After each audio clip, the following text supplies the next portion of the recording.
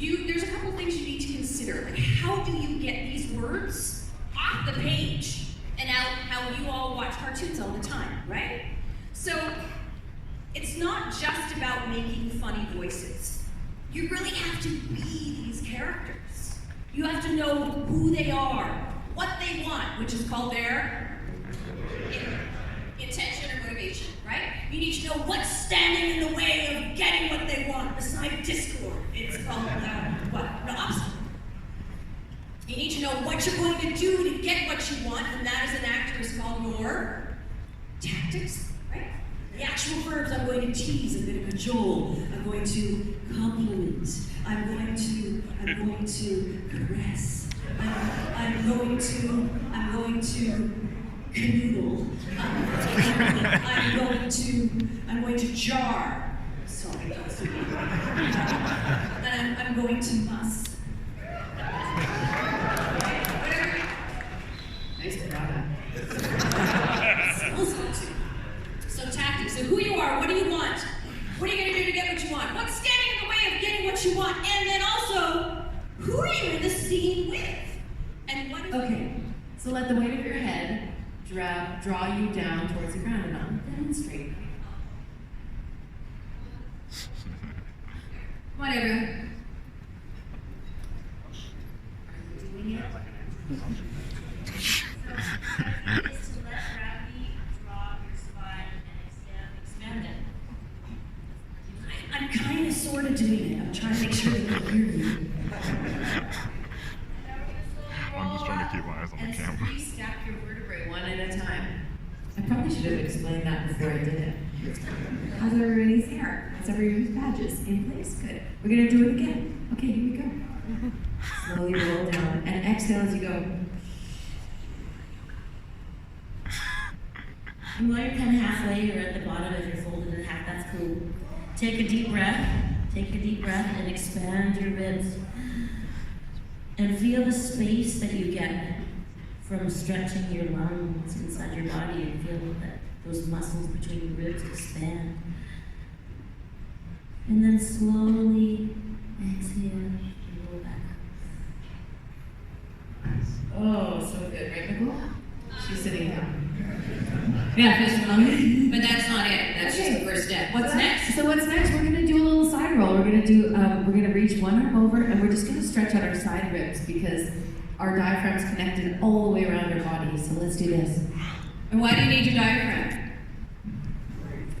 The diaphragm controls the breathing. It's a membrane that stretches. And breath really is the foundation for everything, right? Yeah. If you don't breathe, you die. And if you don't breathe, you can't do things like Doesn't that feel good? When you go This is into a challenge, session, doing you this don't and know holding you're this at the same breathing. time. Right, guys? Hey, one more time. And when you go up to the top, and then you're going to release with a Stop. yeah, big breath in. I just want to hear everyone do it. And go. So musical. Yeah. Welcome to the yoga retreat in Baltimore. Okay, and now let's do some yeah. It's really over the top, but it's what you need to do to get everything woken up. I think Goldie don't let you let all the cats loose in here. So there's so many things we do. As you walk through your day today, just notice how many times you add little sighs. So let's say you saw something really cool, like, oh, I don't know, Rebecca Shoykit walking out of the bathroom stall next to you. What sound would you make?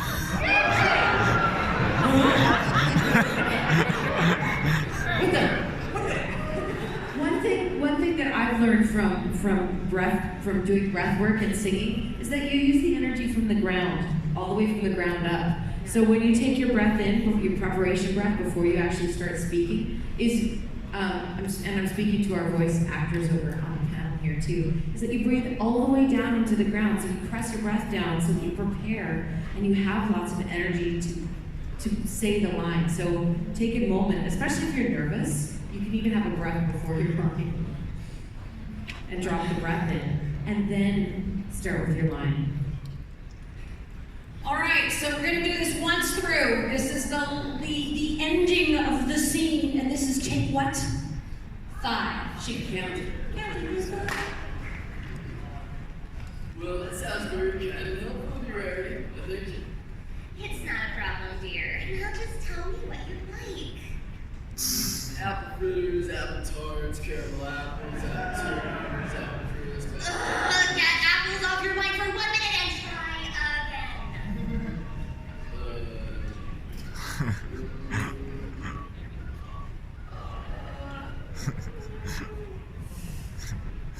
Do I seem to like burgers? Do they have that here? That was a really good example of milking the moment. Good job. Sure, whatever. I'll order something like that for you. What about you, Pinky? Everything! Pinky? No. This isn't Ponyville Day's eating contest. Pick one thing. I don't know what she's having. Oh, the kale and lavender soup. Oh, kale? Oh dear, I think I'm allergic to that. But the choice has been made, and I will power to the meal with all my might. And for Julie.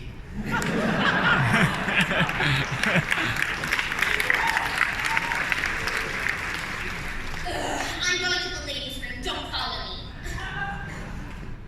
1, 2, 3.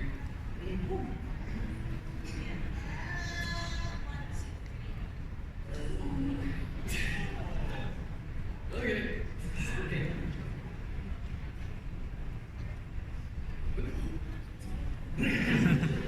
So, Applejack, well, I'll put a bunch of tents on the wall of the restaurant. Or do you think Julie will be mad for a him for that? You have quite the imagination there, Pinky. And scene. Keep that applause going for number acting, Alex and Shelly. Shell Creamer, Rebecca Shogan, and Taylor. Thank you very much for playing with us. See you all later. Have a great day.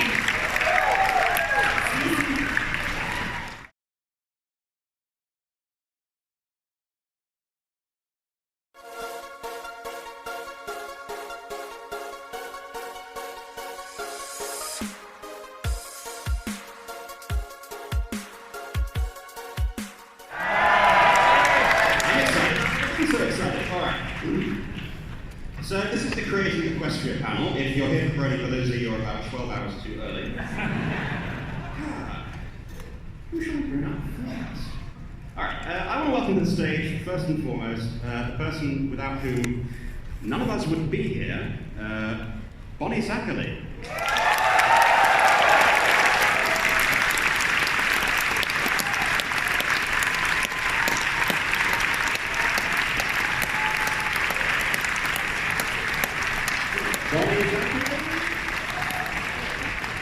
Keep it going, keep it going, keep it going.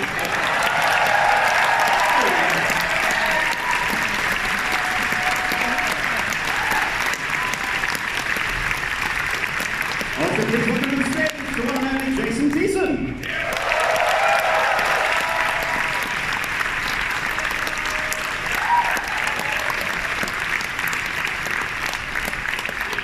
The marvelous and Mephistophelian N.A. Larson.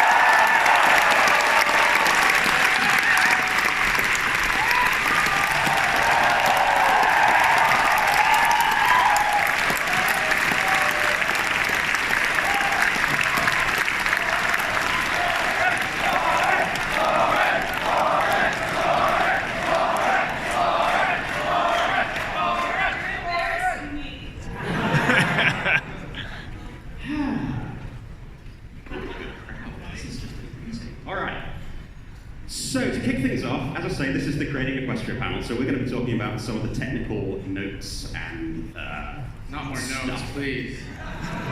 We're going to be talking about what goes into making the show and where things all began. And to begin at the very beginning, I want to talk about how My Little Pony, not Gen 4, but the entire franchise kicked off. And to do that, I have to take us back to the early 80s and go from there. So, Bonnie, if I may ask, how did this whole thing start? It was a little sketch, and it was an idea that I always had. Well, a love of horses and an attempt to make a toy that I would have liked as a child. Now, I heard, I'm not sure if this is true or not, you wanted a horse when you were little, but you didn't end up with one. Sadly, I never got my horse. But if you had, none of this would have been possible, so I guess it's a good thing in the long term. Probably not. So you were working at Hasbro, I was. and it started with a sketch. Where did things go from there? How quickly did things move once you had made this sketch and once people, the higher ups, sort of said, well, this is a good idea, we should go for this? Very slowly. First you have an idea, then you draw it, then you make a nice presentation, and people shoot it down. And then you go back and you do another sketch the next year and present it, and people shoot it down. And then you do it again, and they shoot it down again, and then someone else comes up with the same idea, and they do it. No, they change it. They changed it, really. But you know, it's like you have to stick to your guns if you know it's a good idea. Keep pushing it, no matter how many times you get shot down. Perseverance. Indeed, yes, that's the answer.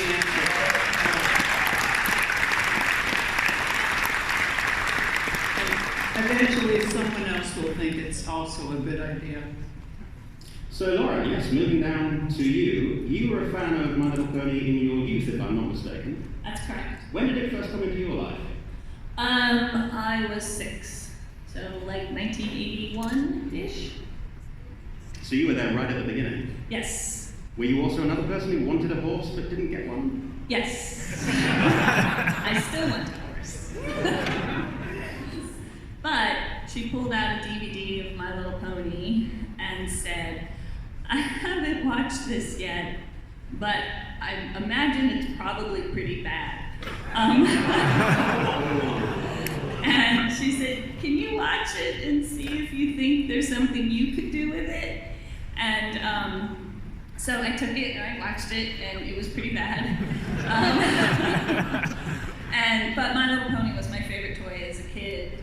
And like, so finally that was like what opened the door for me, was to make something for girls, was to make it through toys. And then it actually, as far as the show goes, it went pretty easily from there. It took time. I came up with an initial pitch, and they liked it out of the gate. They wanted me to create more materials, and that took about a year of development time before it finally got going. But the response in general was very good from the beginning, so that's when it got easier suddenly.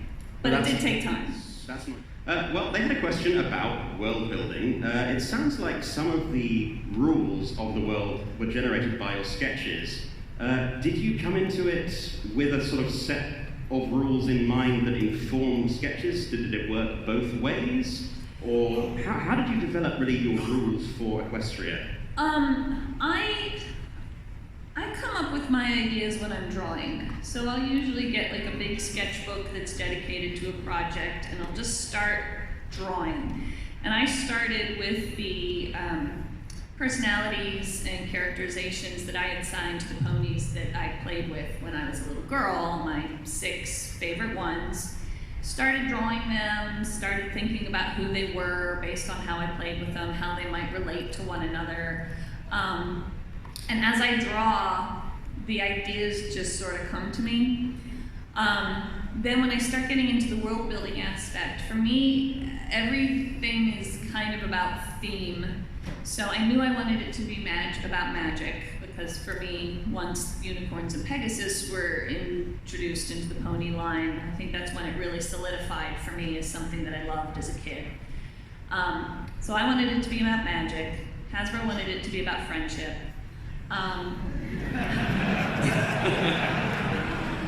Maybe somehow related to each other? Yes. How magic and friendship could be related? Yeah. So bringing in those themes, wrapping it up in a horse theme as well, in that, so we named the land Equestria, because equestrian means horse, and Ponyville was originally called Philadelphia. So kind of taking these themes that I want to stick with, and these characters that I feel strongly about, and just kind of using them as puzzle pieces and fitting them together, never straying away from those themes and those characterizations, and then just letting it kind of grow in my head, and then eventually writing it all down.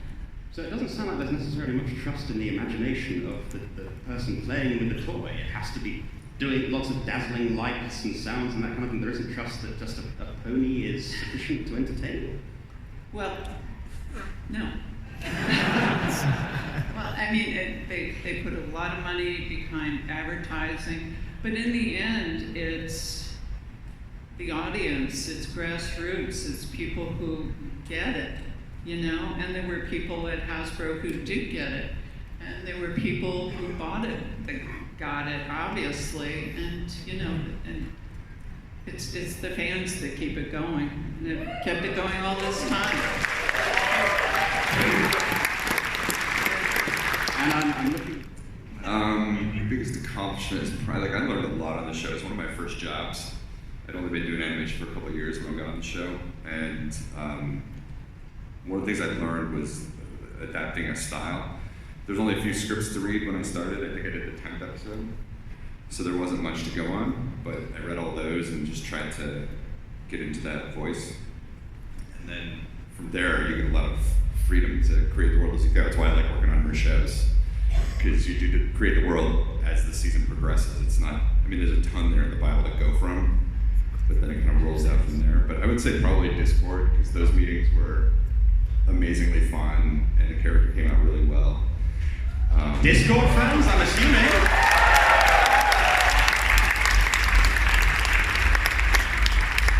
But it was also sort of quite an accomplishment earning Lauren's trust, because constantly I'd go into these meetings and she'd reference Trouble with Tribbles or The Music Man or Q, and I'm like, I don't know what that is. I've never seen that.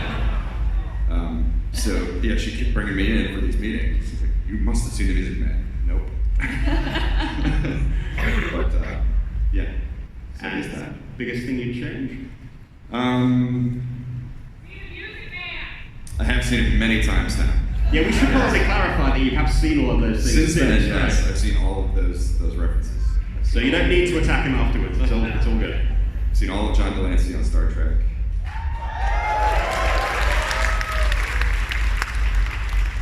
I probably would have paid more attention to those early days and saved more stuff. The story cards would be cool to have those still. And, I never imagined to be sitting here talking about it now. Otherwise, I probably would have kept more of that stuff and just kind of paid more attention. There's a lot of things that I feel like are a big accomplishment. Just getting to make the show. It's my first show, and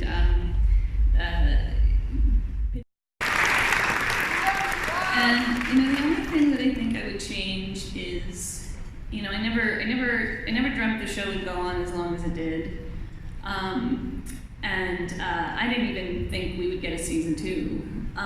So when we got a season 2, I really pushed Hasbro to go is this the last season? Because I have a story to tell, and I need to start telling it so we can have our big series finale. And they were like, oh, I don't know. So when we started breaking the stories for season 2, I decided, well, let's just, we have this world, we have these characters, let's just kind of tread water, and just tell fun stories that aren't necessarily going anywhere. Then, eventually I moved on after season 2, and I really do wish that I had committed into the story that I wanted to tell. Even if the series would have lived on beyond my ending. So I think that's the one big thing I'd change is to get to finish the story that I was hoping to tell myself. I think I speak for a lot of people here when I say that the story that you did get to tell is, as you said, an incredibly impactful and meaningful one for all of us here. So thank you.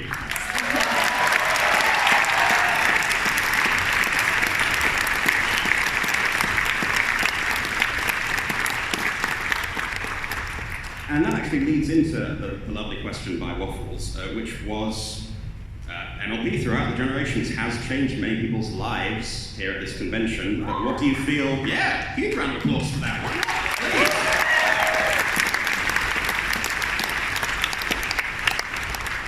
one. Lauren, you touched on what you feel is sort of the largest impact that it's had on your life personally, but I'm wondering if each of you could talk about what the greatest impact it has had on your life has been. That was terribly phrased. I'll try that one again, shall I? What is the biggest impact that the My Little Pony world and your involvement in it has had on your lives? I mean, just a practical one is I never could have sat in front of a room like this and said a single word before. I used to, in college, if it was like sitting in class going around saying your name, I would have like a panic attack and start sweating and turn red and like freak out. And now I can just sit here and chat with you guys. And it's like 100%. But also just, one of the things I loved about the show so much is that it was so committed to its sincerity. And I continue to love that. And it just sucked a lot of cynicism out of me, I think, working on the show. So, thanks for that, you guys.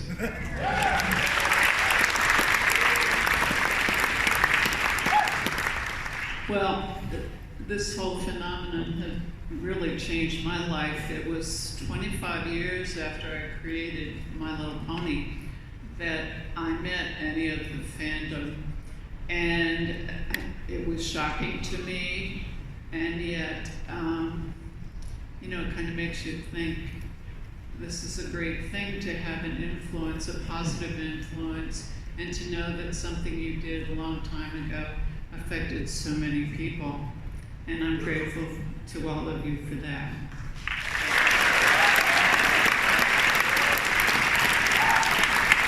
I think we're all incredibly grateful to you.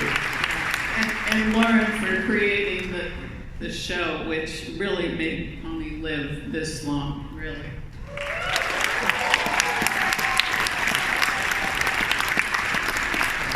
Can we please get another huge round of applause for our wonderful guests, Lauren Cast, Emma Larson, Jason Houston, and Bonnie Zachary. Thank you all so much. Thank you so much. Thanks, guys. Hope to see you with the rest of the con. Hope you enjoy the con. We'll see you at the Interactive.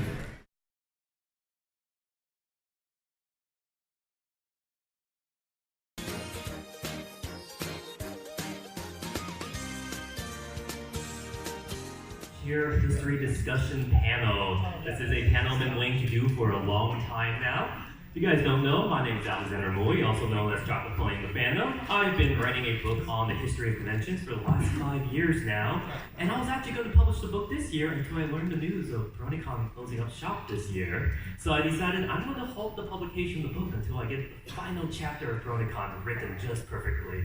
And writing the history of the final chapter of Bronycon are all you attendees right here in the crowd, making this one of the last best Bronycons of all time. So thank you very much for showing up. I know history is a little bit boring to some people, but we're going to make sure that this is a fun panel. Now, we have 5 very special individuals up here. These individuals are the former conchairs and current conchair of Bronycon. And these are the individuals who make it all happen. So I want to give you all a round of applause right now.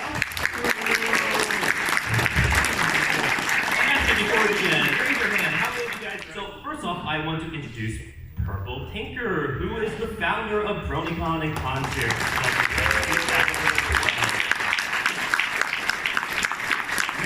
We have Andrew, also known as Zimbrinky, who was Conchair for 2012.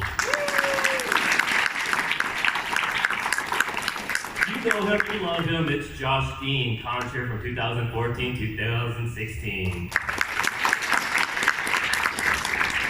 course, we have Jenna, also known as Hope Spring, who was the conchair for 2017-2018. And of course, the current conchair, we have Cher.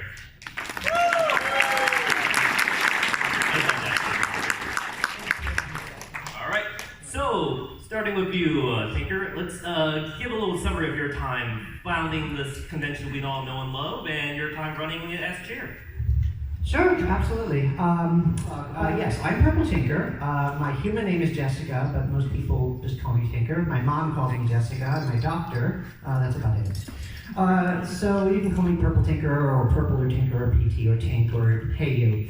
I founded Bronycon in 2011, and it was kind of a funny story, because I never thought I would be into My Little Pony. When I was growing up in the 80s, because I'm that kind of old person, I was of course aware of My Little Pony, but I didn't think I'd ever like it, because I kind of assumed it was this gender stereotype thing, right, like Barbie or G.I. Joe. Little did I know that there was real danger and peril, and ponies getting turned into monsters, and G1 was some nightmare fuel stuff. I probably would have really dug it, just like I really did G4, but what can I say? I was a 6-year-old kid, and I didn't take it, didn't try it. There's a person in this audience who actually has sort of the credit for this. I'm going to embarrass you now, you know who you are.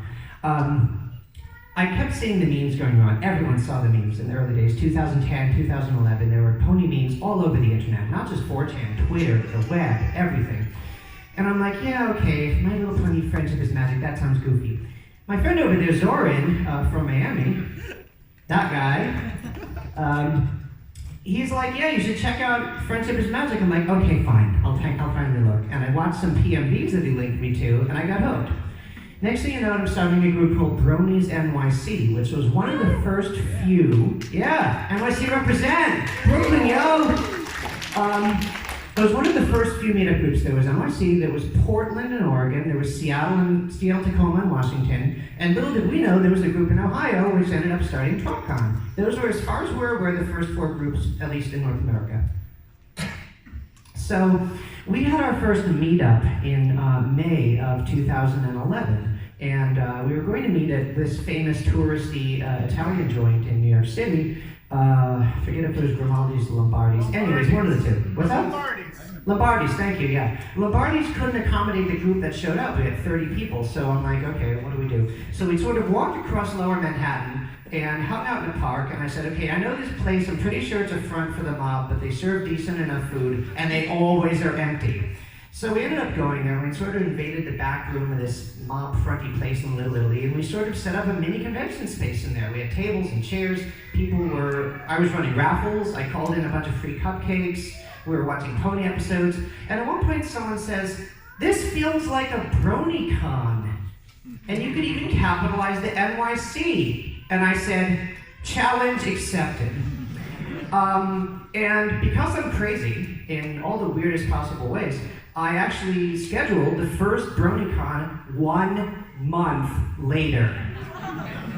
And somehow this thing worked. It was small, it was a baby con. We had 100 people, maybe 90, in this place called the New York Seminar and Convention Center in Midtown Manhattan by the Flatiron Building. It was just the sort of place where businesses rent rooms to do teleconferences and businessy numbers things. But we rented like 3 panel rooms, and the main hall was maybe 1/6 the size of this room. It was small, but people liked it. We had an embryonic artist alley with like 6 or 8 vendors. I know that sounds quaint. But because it succeeded, we started, promoting it and gaining interest for more. There was another one. Now, see, in the early days, though, my strategy was, I'm not going to have an annual convention. It's going to eventually become either annual or semi-annual, but at that point, I had to prove that Brony conventions were a thing that would work at all. Because people kept saying, Brony conventions will never work. And I said, no, this is possible. I'm going to start it out doing it every season, and then I'm going to trickle down to every 6 months, and then maybe to every year. So that's exactly what happened. We ran another one 3 months later in September, which had around 350 people. Yeah, that was the one, well, booze was involved. Anyways, yeah, a lot of booze. A lot of booze. A lot of booze. Don't ask about the cleaning bill. Anyways, no, it was great. It was great. That was definitely early installment weirdness, if you know your TV tropes, right? Table bill. Yeah, the table, it's over there, stood on a table. I told you not to. Anyways, don't let 6-foot-tall helpers stand on tables.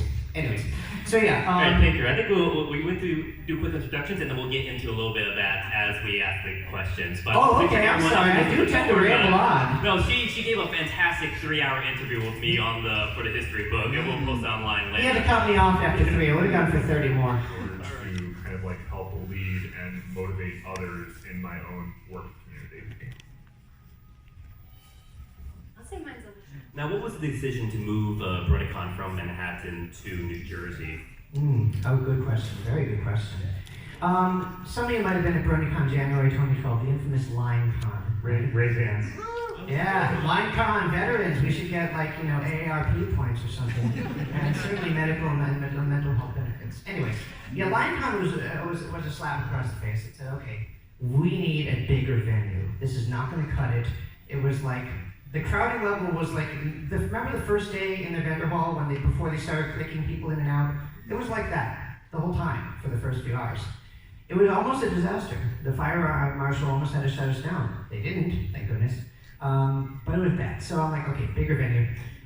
We initially looked at venues in Manhattan, but in Manhattan, the only really big convention center is the Javits, yeah. And I've been in San Francisco so long, I want to say the Moscone. The Javits. And the Javits, you have to have a 10-year track record and basically be a Fortune 500 company with $1 billion, and it wasn't going to happen. So I started looking. Yeah, but Baltimore and their tourism bureau, Visit Baltimore, was probably the most hospitable. They treated us really well. They offered us really nice incentives.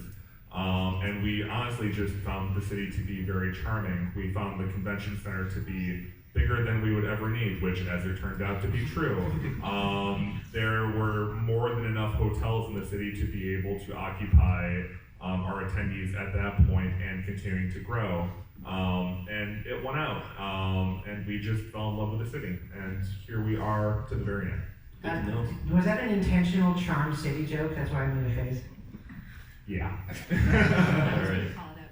So one of the major things that happened, especially during your tenure, was Bronycon actually hit 10K in attendance. And what's fascinating, some furries like to say that bronies are a subculture of the furry fandom, but it's the brony conventions that broke the 10K number before the furry conventions did.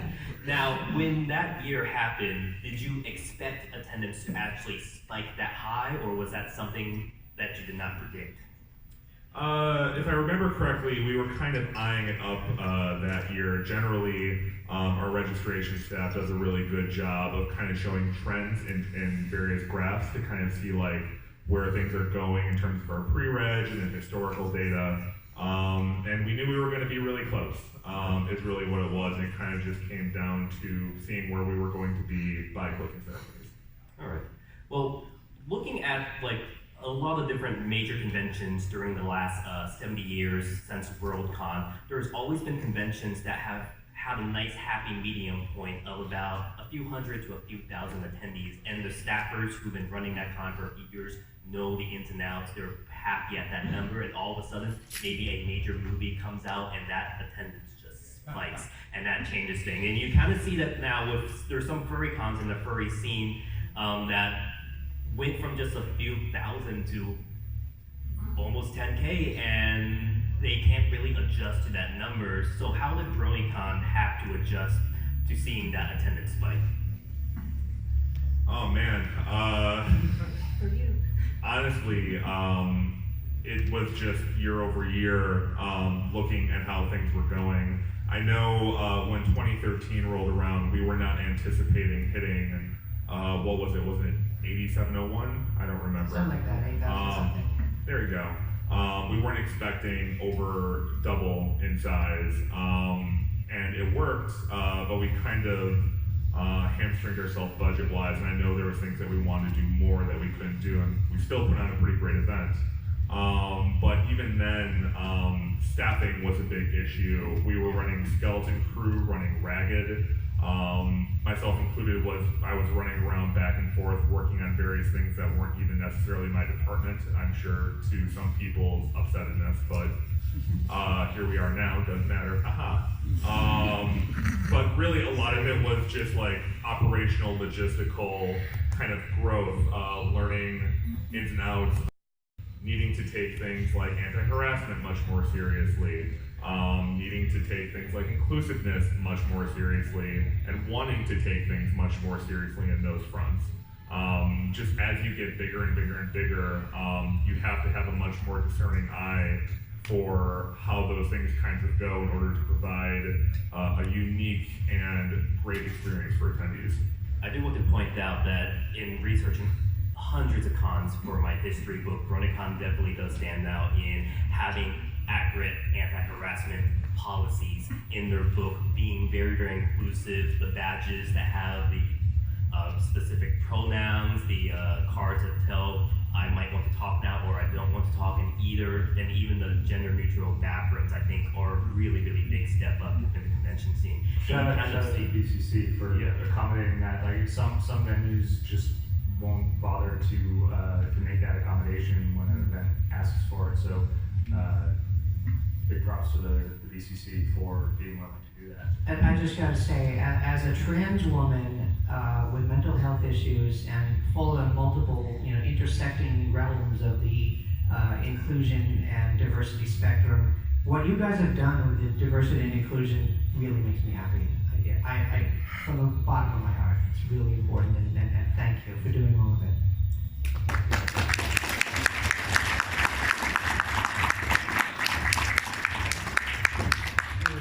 All right, well, Bronycon will be in our hearts forever. Just as a reminder, It will never die. Yeah, it won't be forgotten at least. I don't know if anyone was here at closing ceremonies last year, but I gave as much of an explanation as I think most people care to hear then. We could keep running this event. Our attendance would keep shrinking. Just looking at the historical trends, we would keep losing attendees. This year would have been maybe 4,000 people generously. Year after that, who knows, maybe 2,000. We would take up a tiny fraction of our contracted space in the Baltimore Convention Center. We would probably have issues hitting our attrition at hotels, and we would be faced with a situation where Bronycon is just kind of a shadow of what it once was, and there's no longer this pull to come to the biggest and best Brony event. And a lot of our identity, for better or for worse, has been really wrapped up in this concept of us being the big event, the premier event, the one that everyone's at. And when you lose that, and you don't have anything else really to stand on, you don't have a great plan for the future. So I didn't feel that having an identity crisis, midlife crisis for Bronycon was really going to be fruitful or helpful for where the fandom was at. Maybe if the fandom was a little bit more vibrant at this point, it would have been the right call to keep pushing through and see what was on the other side. But as things stand, I felt really strongly that this was our year to go out on our own terms. And I mean, our attendance has more than doubled since last year. We are on track to have the biggest year ever. And that says to me, unequivocally, this was the right year and this was the right call. I also...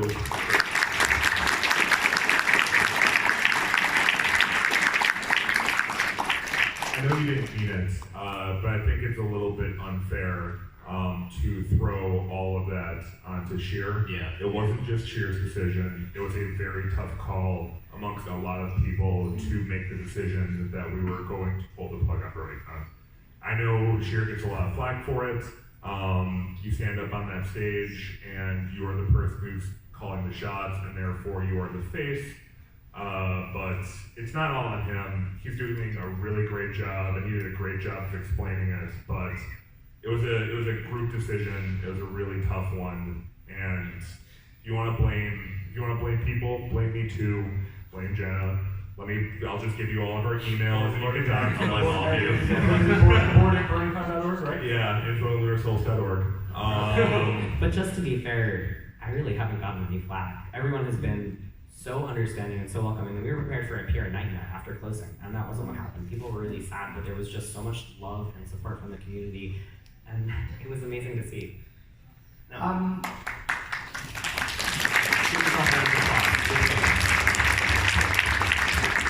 That's why we've all done what we've done for the community. makes up these conventions? Yeah, absolutely. There's a real interesting waterfall effect of how people affect others in their lives. It's continuous. One person affects 10, who affects 100 in total, and it just kind of goes on and on. In person, we've had the ability to affect maybe 100,000 people probably over the course of our history. Maybe a bit more if everybody's unique, but let's be honest, we have a lot of people who love to come here, which is great. And probably one of the things that I hear the most year after year from attendees is how, in various ways, Bronycon has touched their lives, affected their lives, saved their lives. For one reason or another, it has taught them to do a new thing. It has influenced them to move into a direction in their life they did not necessarily see coming. And them doing that affects others. Tinker's comments about how conventions are built on the shoulders of giants and how Bronycon has influenced so many pony conventions because we set the mark and we set the bar and we bring new ideas that other conventions do, means that those conventions, who therefore affect other thousands and thousands of lives, then affect hundreds of thousands and millions. And really the thing that Bronycon leaves as a lasting effect is that, and then also everybody then taking that and pushing it forward in their lives, be it working other conventions for the staff, and just other aspects of their life for everybody else. Can I just say ditto to everybody? I'll rip off it a little bit. I know Bronycon changed my life. I would be a completely different person if it wasn't for Bronycon, and I'm sure many of you in this room can say the same thing. I think it's a lot about the individuals that we all affected, the people you've met, the inclusive, loving atmosphere that's at Bronycon. I feel like everyone can be completely their self, which you can kind of see just by like how everyone looks. I was talking with somebody earlier today about like just convention dress. Like everyone just dresses exactly how they want, and it's awesome. And it's so cool to just look around and see how everyone expresses themselves and can be wholly themselves at the convention. And I think taking that and like knowing that helps people figure out who they are and take that into their lives and affect others who may have never even heard of a Brony before, because you're a better person for being a part of this fandom. So therefore you can help other people become better and just spread love. Chaka, you said that there have been only 2 examples of specific franchise conventions, so Trekkies and Bronies, and I hope in the future there's going to be a 3rd. And I hope that our mark will be that when that 3rd franchise comes around, they're able to look at us and what we did and see that it is possible to grow into an incredibly large and amazing and special event that touches thousands and thousands of people and does amazing things. All right, well, I actually think that's a really nice point to end on. So I actually want to thank our panelists for joining us for this final Bronycon.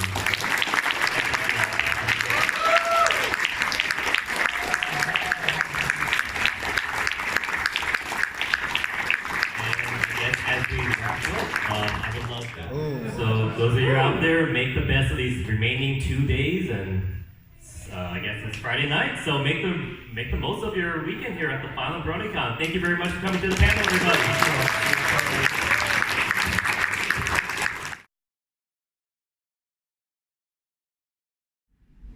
Hello everyone, once again. We have technically finished the 2nd day of Bronycon, not exactly. We're sort of thinking of checking out the Palooza later on tonight, and I'm gonna go check out an interesting panel called, I believe it was called History of the Brony Fandom, which of course, me being me, I want to go see that, but today was just as good. It definitely wasn't bad. It was fun once again, but it felt really tame, just like yesterday. It pretty much felt like much of the same, only we were a little more settled in. So, yeah, as for opening thoughts, like the first the first panels we attended were absolutely great. I mean, we went to go see creating Equestria with, there was Lauren Faust there was Bonnie Zachary, I believe her name is there, who was the creator of the first generation of MLP, so it was good to pretty much have the George Washington of Lauren Faust there, if you catch the joke.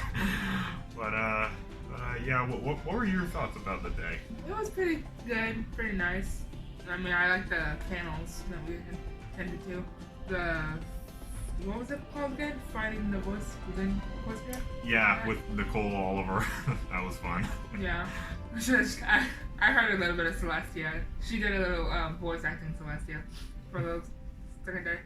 Shortly after that, we attended the Bronycon chair history, and basically what it was, personally, I think it was one of my most favorite moments of the day. Even though it was literally just talking, it was really cool seeing the guy who founded the very first Bronycon that took place in New York, and hearing from all the other people who ran the convention over the years. It's like one of those walls where you see all these portraits of previous owners and previous principals. And one of the guys gave a speech, you know, pretty much the same as the one I heard at the final announcements at the closing ceremony last year, that if Bronycon were to keep going the way it is now, it would very slowly but surely lose its shadow, and, well, I mean, it would be just a shadow of its former self, but it would sort of lose that umph that it once had, so I really must say that speech did help me prepare for the end a little more. I know a lot of people would playfully say, oh, don't remind us, but we are gonna have to face the fact eventually. I mean, we're already halfway through the whole thing. But, what did you think of that panel? It was good. I mean, I didn't really know the creators of Bronycon. I mean, don't get me wrong, I've seen what's that movie again? The Unexpected, The Unexpected, fan base called Brony, I remember that name. I remember that movie. I've seen that. I thought it was one of those guys who created were the ones who created the first Bronycon. I can't really remember their names, so I didn't really. Yeah, neither can I. That's why I just refer to them as just them. Yeah. But that was definitely one of my more favorite parts of the day. I like that sort of history lesson vibe when it comes to panels like this. So, as I said before, some of the things that we're planning on doing probably after this, given it's nighttime now, and the reason why I'm recording this just now is because by the time we're finished said things, if both of us even go to them, it'll be very late, so we're gonna be in absolutely no shape to record, so I thought I'd just do it now, and hope you guys like this angle better. I wanted to have it at this angle so that we could sort of have that sort of news reporter vibe where in front of a city skyline, but... Or, there you go. I was trying to make it angle here. But, we're gonna be checking out the Palooza for a while. We, or maybe just I, will be going to another Brony history related panel because I'm just that type of person. And, tomorrow we might do the exact same sort of thing. So far, we haven't been able to get another person on this little homemade Afterthoughts thing I made, but I don't really take it too badly. I understand that finding people here with attendance numbers this high this time is like looking for a needle in a haystack. There's still other people I want to meet, but I haven't even met them yet, and people I don't want to run into, as I've mentioned before in previous videos, but haven't even run into them either, so...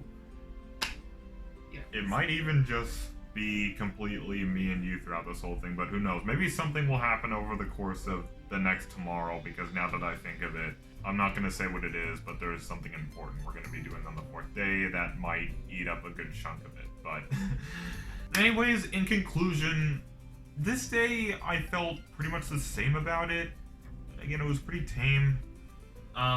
I would say my most favorite part is definitely the Bronycon chair history discussion panel. And I think my second favorite was the Creating Equestria panel with Lauren Faust and Bonnie Zachary and all the other guys. So today was definitely a fun one. I hope it gets better tomorrow and even on the 4th day. So, any last things you want to say? Not that I can think of. You pretty much covered it. It was a good day, and it kind of felt the same from yesterday, but still fun. I mean, I got to meet other people, including Dusty Cat, Mad Munchkin, and finally Lightning Bliss.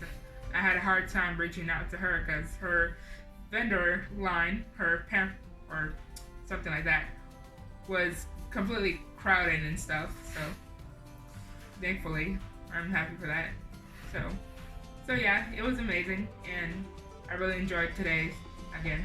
I guess until tomorrow, I don't know if I'm gonna have an extra person on this little homemade show, you could call it, that I'm making for near the end of every day video, but whatever. Maybe no one will show up, or maybe someone will. But anyways, until then, I guess we'll see you all tomorrow. Rough.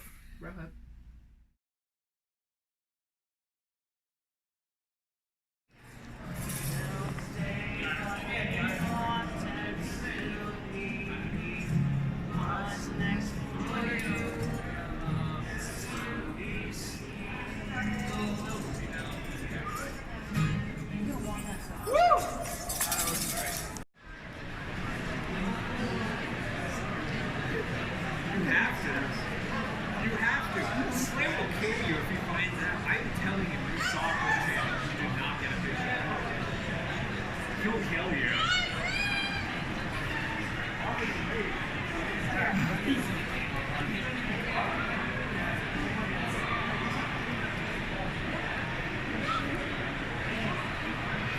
My God, he does exist. Alright, I better get out of here before I get pepper sprayed or tased or whatever.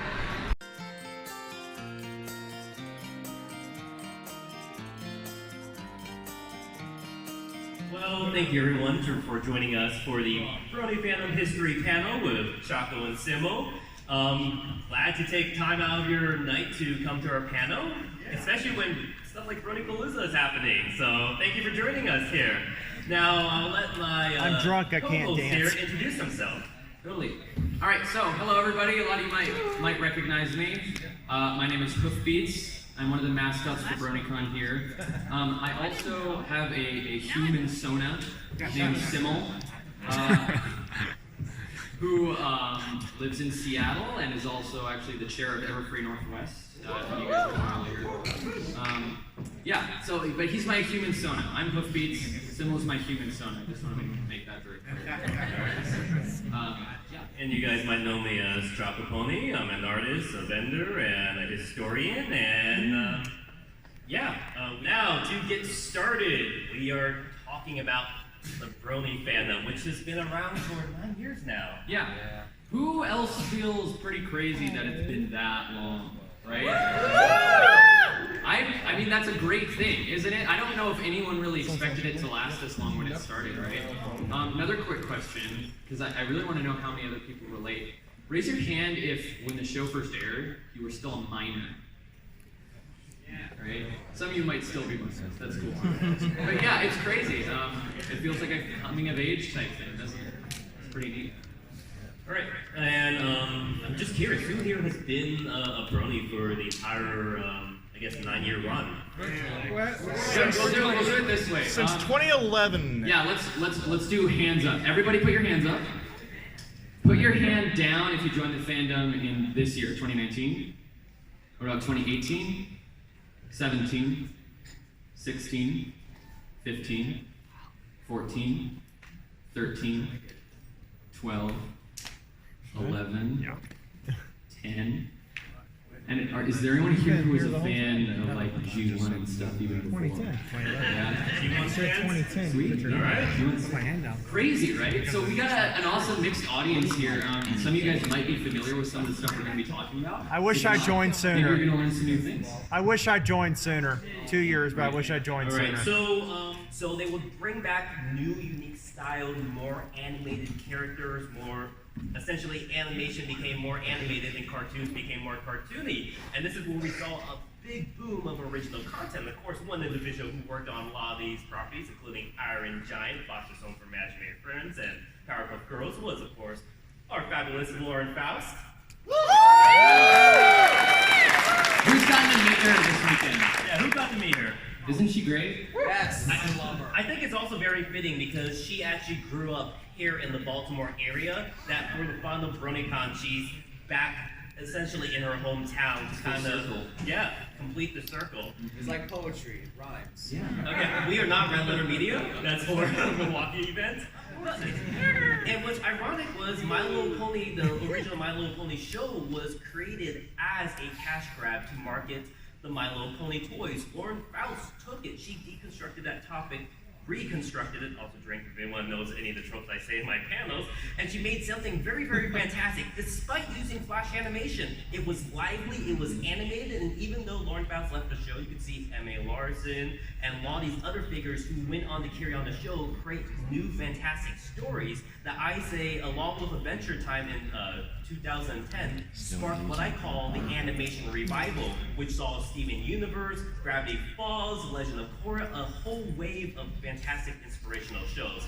And this is the period that starts the first period of the Brony history. That's right. So now that we kind of know the context, now that we kind of know the context of where the fandom started, we can start to take a look at really how it was born and how it first began. And these are themes we're going to get into later on, but just kind of to bookend what Choco's been saying here. I think personally, I have a perspective on media like this where no matter what medium you use to tell a story, like we've been talking about, like, oh, these things are done in Flash.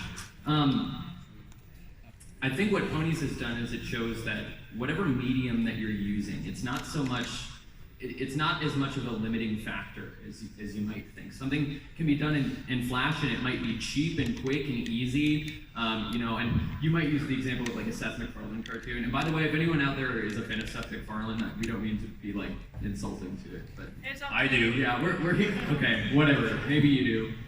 But it's all about contrasting those things, right? So now that we've kind of taken a look at that context and where it began, we can see how the fandom was born, and it helps to understand how, as Choco pointed out, people growing up in a world where maybe things aren't really looking on the up. You can kind of look to these shows as examples. It's almost, I don't know if anyone's familiar with the term microcosm, macrocosm kind of thing, but the way that you kind of can see reflections of your own life on a larger external scale, and I feel like that's a big theme that plays into the way these sorts of fandoms form. So, let's take a look at how the Brony fandom formed. Alright, so when Lauren Faust was announced as the new person who would reboot G4 My Little Pony, there was some criticism around it. Scott, like I said, this was the period when Seth MacFarlane style cartoons were dominating, and all of a sudden one blogger decided to say this is the end of creator-driven television, and wrote this really negative article about Lauren Faust and her new My Little Pony show before the show even aired.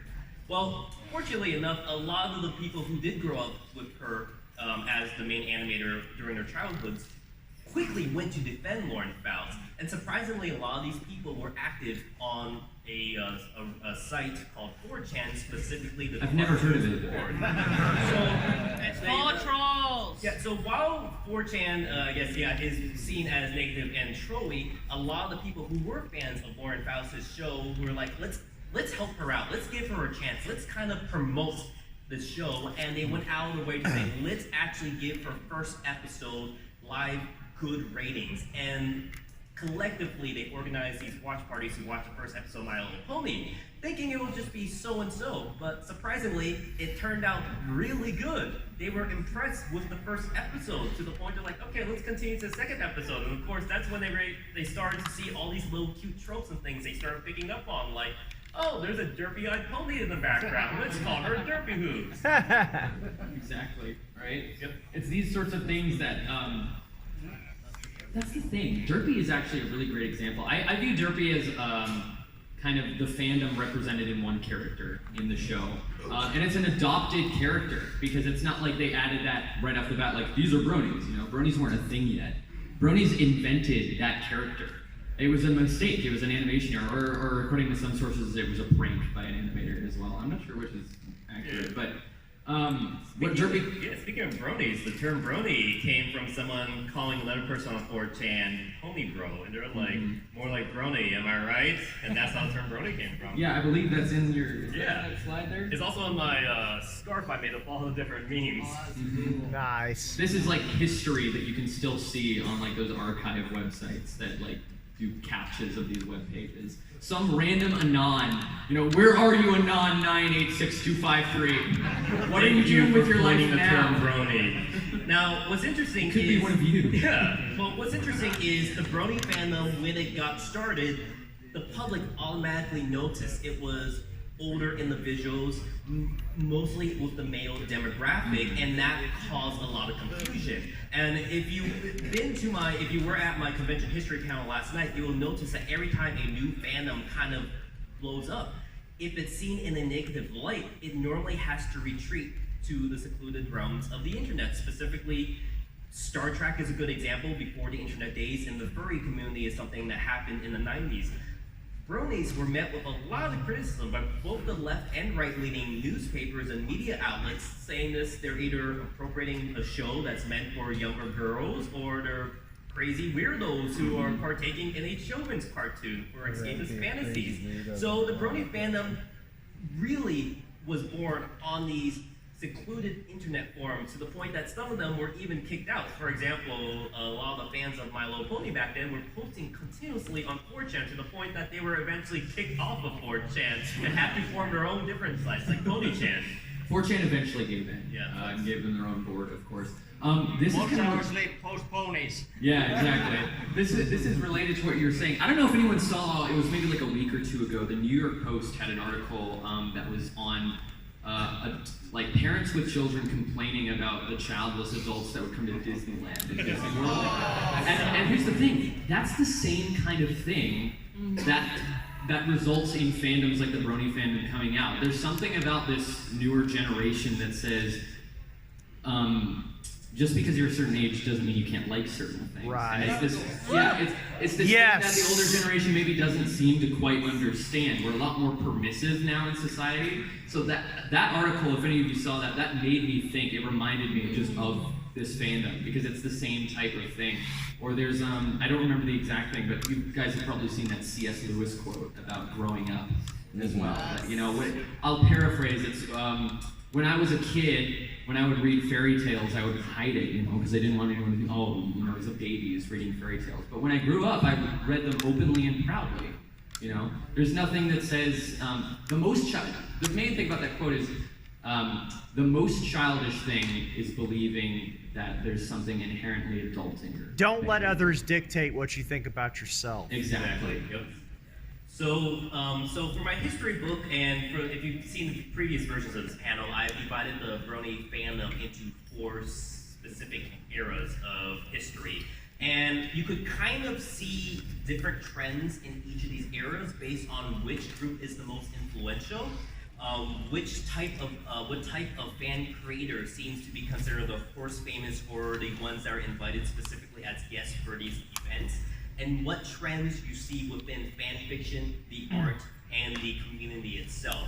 So I call this first era kind of the Equestria Daily era, because that was kind of the main source where everyone was trying to centralize the fandom. If you wanted a source of news within the pony community, Equestria Daily was really the first place that happened. And Sophisto, when he created Equestria Daily, never specifically wanted it to be the center hub of the fandom, but that's what it will become, because it was the first person to create the website. That's where most of the traction was coming from. Now, you will notice that a lot of the memes, arts that were common during this period were more satirical and kind of poking fun of this being a fandom of adults liking a children's show. So you'll see the ponies basically redrawn in more adult manners, in more mature situations, whether that be more depressing or gory or realistic, or basically saying a lot of crude humor. So stuff like the Japwhack or the Apple Dot Move series were very common. Essentially pointing out the irony of adults liking a creative fandom like this.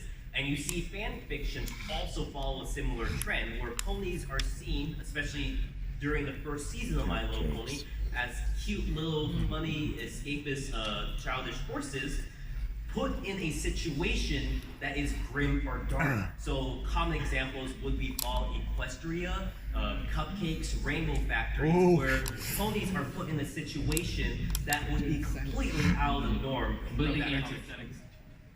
Let's talk about the next period of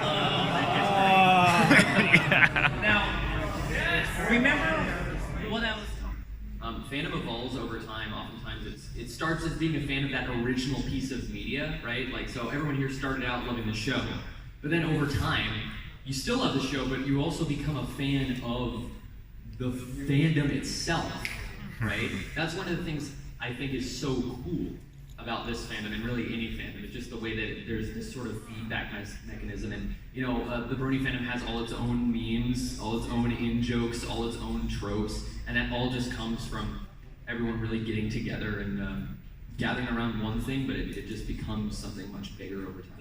This was a very, this was a period that kind of gave way to the next period, a little controversial period, but because the last three periods were kind of controlled by either one type of group or fandom, there seemed to be a backlash in the pony fandom for having Brony Illuminati groups kind of running all aspects of the community. So this was a period when there was essentially a lot of call-out posts. You saw people leaking documents from cons, people calling out content creators for shady practices.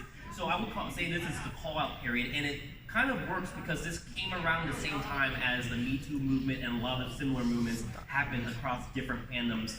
This was also around the same time when Equestria Girls started taking off, when the My Little Pony movie came out. So there was a lot of backlash in the fandom to, okay, maybe this movie is good, maybe it's not. Equestria Girls is just representing what we like. We like it for ponies, now they're humans. So it was kind of a chaotic period where people did not want a centralized fandom, yet they want to kind of be involved with it still. So the only way to be involved with fandom is to be involved with it ironically. Growing up happens, change happens, it's okay. And I think as long as people kind of embrace this fandom for what it is, a very unique moment in time, you can keep that in your heart forever and no one can take that from you. Exactly. It's what you make of the fandom. Because like I was saying, when people started, they were probably in a point of life where they weren't really too inspired. And within the last 9 years, I had so many friends who started just drawing fan art or making Brony music. Now, actual musicians, recording labels, now actual artists working on IDW comics or the Pony Show itself. People who are actually working in the industry on their own animated shorts, their own movies, and it all started because they were inspired by ponies to actually be that jump start they needed to get their life back on track. And I think if you could take anything away with it is keep that inspiration, keep that spark that pony gave you, and let it continue throughout your life. Whether you're still a fan of ponies, whether you're going to continue on with G5, whether you think you're done with G4 right now, just remember that little inspiration you got and keep it going. That is how you know the show like this is, the message of the show is eternal. Friendship is magic, right? Who's come to cons like this and maybe not known anyone, just gone by yourself and come back and suddenly you've got all these friends waiting for you when you come back the next year? It's incredible. I gotta show you, good watch. I was just wondering, what do you think about the future of the fandom in regards to like conventions and stuff? I know you talked about BabsCon and Evergreen. So Bronycon is ending, and what that means is, yeah, I know, spoilers. What that means is that now there's a big gap geographically and temporally, where a lot of people say, hey, we're all gonna head to Baltimore in the summer to meet up for this big event. A lot of you guys, actually, how many of you are like local to the Northeast area? Yeah, I want to say it's like half and half. Like half of you guys are like fairly local, the other half, and that seems to be true of most cons. Half of the people are fairly local, the other half are from like everywhere else.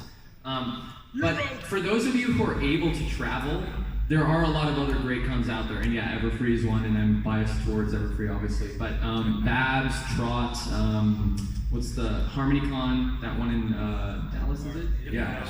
So what I would suggest to anyone that now that Bronycon is ending, they're maybe still searching for a new Brony home, just put the time into like research some of these other events that would love to have you and really do put a great effort into making a really awesome event. So, you know, I believe EQD still maintains a list of pony conventions, or Full Papers has this big MLP convention data spreadsheet, which is awesome. It has information on like attendance and all that kind of stuff. It might take research on some of your guys' part to decide like what might you want to invest in, where do you want to go, but I think it's something worth doing if you feel whole in your heart with Bronycon ending. So look at what's happening in other places, in other times. But there are options. This doesn't all go away, you know. Obviously the demand is here. This is probably going to be a record-breaking number of attendees for this convention, which is incredible. So that clearly shows the demand is still there. There's going to be other cons that are going to be around to help fill that demand, for sure. Yeah, thanks. Hi. So correct me if I'm wrong, because my memory might be deceiving me, but you mentioned, you asked earlier jokingly, Equestria might be flat, but isn't Equestria just one out of other countries? Oh, yeah, that is an interesting question about whether Equestria is the whole world or if it's a country. I feel like when the show started, it was somewhat implied that the entire realm, like the universe in the show, was Equestria, but as later seasons have come on, now there's Yakistan and where the dragons live in Griffinstone and all that are kind of implied to be extraterritorial to Equestria. So that's but you know what has confused me about that? Are these other countries just sort of okay and resigned to the fact that these ponies get to control night and day? Like, that would be kind of concerning. Like, I wouldn't want to get in a war with Equestria. They'll just give you eternal night or something like that. Yeah. Finale of season 9 revealed. That's a really interesting question. Thank you. I wonder if those countries like bananas. Yeah. Just a quick question to Chocobo. I was reading, I took a look at the Ring Moon episode in the Boulevard. Good book, by the way. And I like the story you did so far in there. Is there more books available on that? Yes, actually, some of it is kind of under NDA ever since San Diego Comic-Con, but I've actually been working on a series called Horse Famous, which is actually a deconstruction of the original intention for Lauren Faust's My Little Pony. And I've been working on it actually for a few years now, and I will be releasing it soon. The only issue is trying to get the art done as an artist, but yes, and if you follow me on Twitter, expect to see more content in that universe coming out soon. Guys, I definitely like the metaphysical aspect of all that as well. Thank you very much, then. Very awesome. Okay. 1 second question, 1 second response, because they're cutting us off here. And a big thank you. Oh, yeah, thank you. Thanks for coming. Very quick. So, best case scenario. Yeah. Well, thank you guys for coming to our panel. Yes. Thanks so much. Thank you for the rest of the con. By the way, I've seen a few of you filming this. If you guys who have been filming this wouldn't mind, we forgot to film it. So if you want to come talk to us, maybe get a copy of it, that'd be awesome. Up to you. And also, some of our artist friends will be doing a panel after this, so if you guys want to check it out, make sure to stay around for that. I recorded almost the entirety of it. That's awesome. Would you mind if we grab a copy?